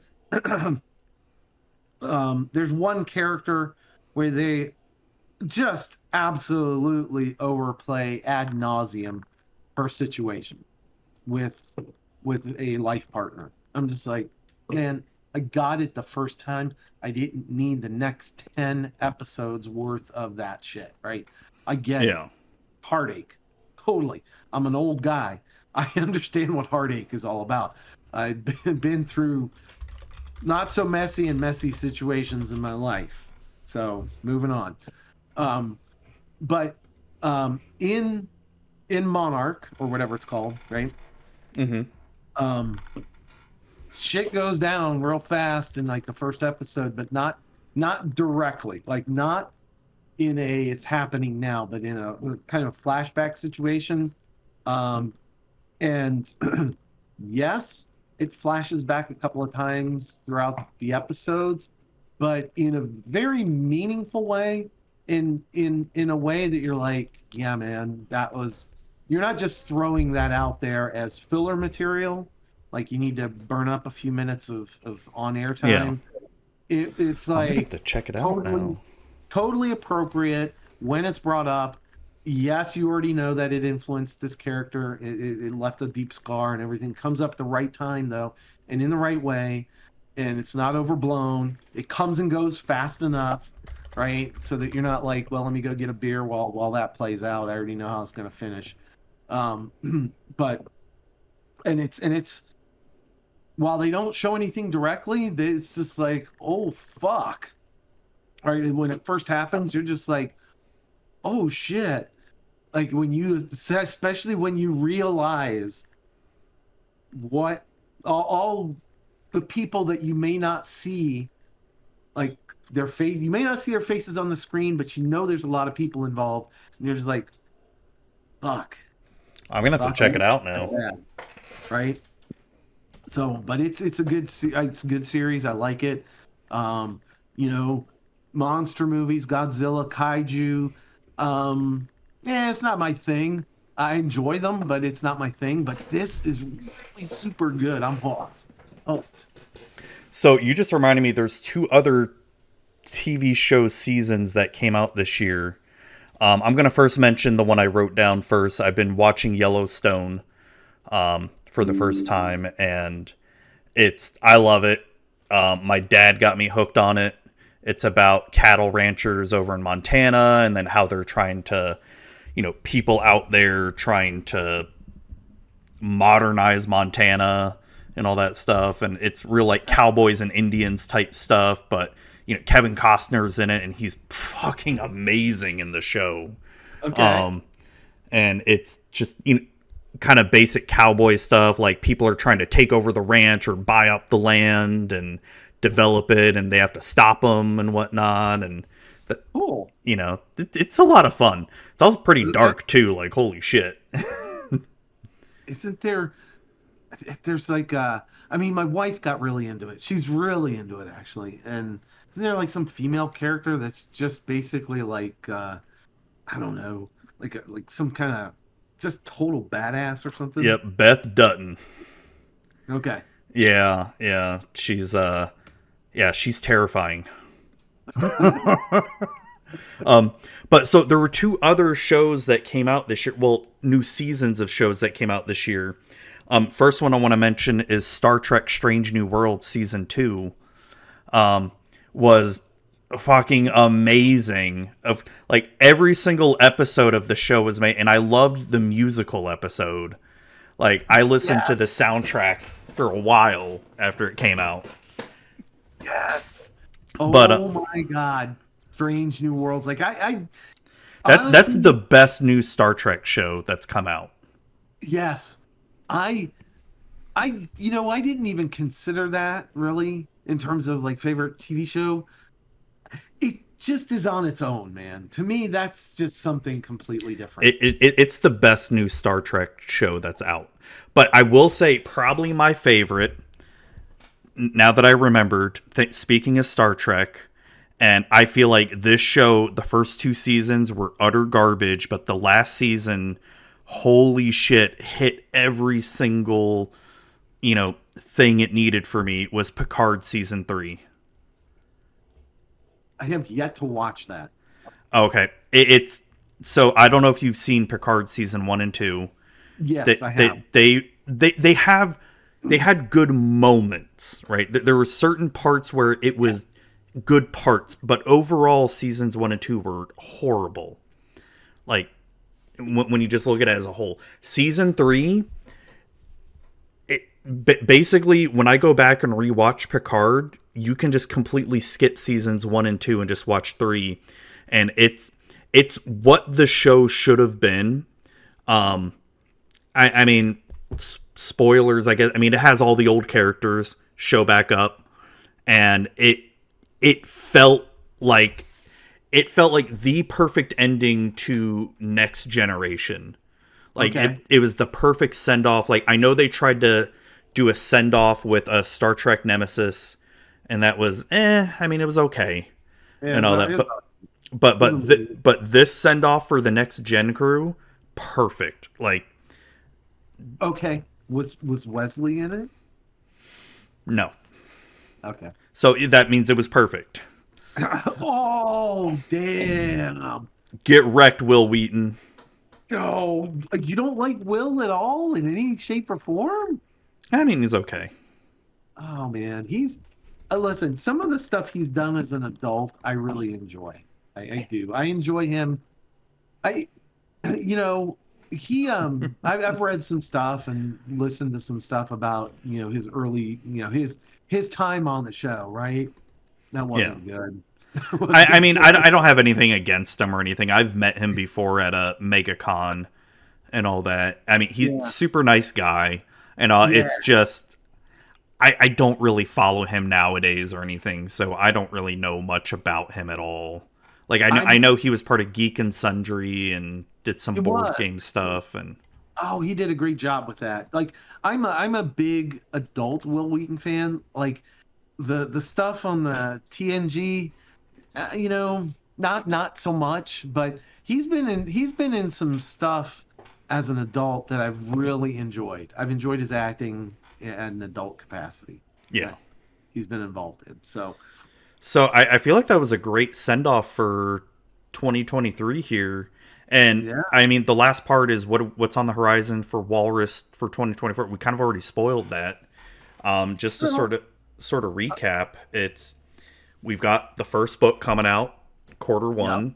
We've got yep, the Network Engineer Simulator, at least a demo, coming out. We don't Yep. know about early access yet. But demo 100%. Um, and we know we're going to have at least some sort of demo slash early access of Walrus a Go Go at some point this year. Right. Um, and also, as I said before, I'm going to try to make a commitment to do more of these podcasts and more streaming to try to hype up more stuff with Walrus and build up our social media presence more. And I would say this, if I had to have like a what's on the horizon for us, like what let's just say we get Silver Flame 1 out, and whether you can go get it at like at Drive Through RPG or someplace like that and download it, or have them print you a hard copy of it, right? At some point we'll do, we're gonna have Silver Flame 2. Um, I would say I think in 2024, I think the world of Aspartia really starts to take off in some of the content, like in the TTRPG books. Um, it starts taking off in terms of some of the games themselves, like video games. I won't say anything, but we've discussed some ideas about some particular video games also occurring in the world of Aspartia. Um, so I think there's going to be some development in that area. Maybe even, who knows, maybe even a little teaser, early access, or just play around with kind of thing by the end of the year, for something. I think the board game takes shape and comes out in 24, uh, or dies, one of the two. But I think the yeah, TTRPG that the board game is based off of, I think that definitely comes out in 24 for sure. I think that's a no-brainer. yeah, Um, we could. Yeah, you know, because one of the things that that we're really trying to learn, or at least because we come up with all these ideas and stuff, but we have to. It sucks that we have to be like, well, shit, we can only focus on so much. But yeah, yeah, here, I mean, it. let me call this out into the community of one or two people watching this. Um, Well, hey, and this it, is going to be recorded. It's going to go out there too to okay. some more people. All right. So, to those that think that like this is all we're talking about and this is all that we've got, so the ideas come fast and furious all the time. So, in terms of active projects, we've got Walrus a Go Go, we've got NES, Silver Flame 2, um, something based on the world of Aspartia. That's all I'm going to say about it. Yeah, Uh, then there's the board game and possibly the TTRPG around that. But then we've got one, two, three, four, five, six. Well, Blade Auction we talked about. So Blade Auction is technically could be considered a active dormant project, right? But in terms of like video games, one, two, three, four, five, six, at least six other video games that are poking up out of the weeds right now, that want some attention. Some of them have nothing to do with Spartia. Some of them have nothing to do with, yeah. uh, each other. I mean, there's a personal favorite of the CEO, that being Kurt. And Kurt's favorite one is also something that was developed in conjunction with my son, in terms of like fleshing out. Oh, I know which one you're talking about. Yeah, yeah, yeah. Yeah. But boy, is it gonna need. It's non-linear to the ultimate extent. Yeah. That one's going to be Exactly. really cool when we start It's a focusing that. very non-linear kind of game. In that, I mean, God, there's so many different fla- we've thought of so many different ways of talking about it, doing it, core architecture. I'm not even going to give it the time of day right now, but it's very non-linear. Yeah. It's going to be And cool. it's going to be cool. Um, uh, but we've also, God, what else have we talked about in the um just tons of stuff. I mean, it's Walrus, being on the inside of Walrus right now is literally like being inside of like almost like a machine shop where somebody makes a widget and says, "Hey, what can we do with this?" and throws it out for everybody to look at, and Yeah. somebody builds another widget to attach to it, and I mean, it's just one damn thing after another, right? Yeah, Um, pretty much. Pretty much. It's like one of my pet projects, which probably will never see the light of day, but there was a game very like 1999-ish.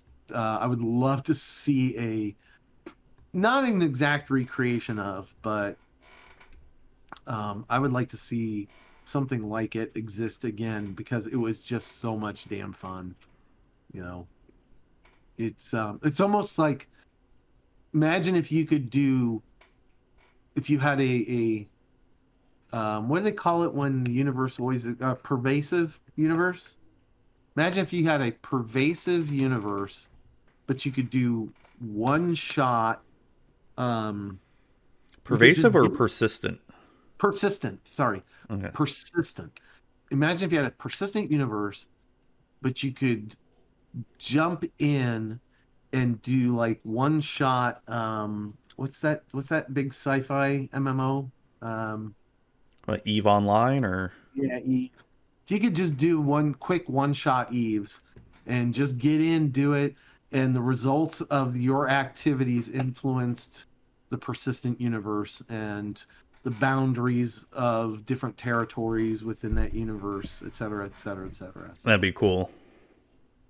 but you didn't have to invest all that crazy time and effort, and you could just kind of, every match was basically starting, you know, I wouldn't say starting from scratch, but you got to build things, got to build up your resources and all that. So almost like a StarCraft, like a co-op StarCraft levels, Oh, right? okay. Okay. Only in space and only like the things you did are influential and exist until they're undone. How's that? Okay. So, I'd like to see that in 24, but it'll probably never gonna happen. You never know. We I got some. mean, it's we need to win the lottery and Yeah, all that. we need a lottery moment. Um, But yeah, I think that's a great place to end it here. I mean, it's a great send off. We're gonna try to do more of these. It like I say every week, but at least try at least once or twice a month because it's we need to start getting more out there. And like I said, I'm gonna start streaming more. Dante will show up more on the stream too. We'll be playing games. Um, I know I'm going to be streaming more MMOs like Elder Scrolls Online or WoW or yeah. whatever the heck. I feel like it, or we'll be streaming our D&D or Pathfinder play sessions or Hell, something too. I'm even willing to just sit there and stream my map making and take interactive feedback and chat. If Yeah, people want to do that, and I throw not some non DMCA type soundtrack in the background or something, right? yeah, yeah, Uh, exactly. So it's no, it's a lot of stuff coming. It's going to be an exciting year. I mean, 2023 was already pretty crazy, like how far we've come, and mhm. it's I'm excited for next year. We got products being released, and it's gonna be Hell exciting. yeah, So, thank you man. all for listening and watching out there, and hope you all have a good evening, happy New Year, all that good stuff. Yeah, best to everyone in 24. 23 was we'll just say interesting. Yes, Hopefully, hopefully 24 is good to everyone. So, yes. Well, have a all good right, night, everybody. all right.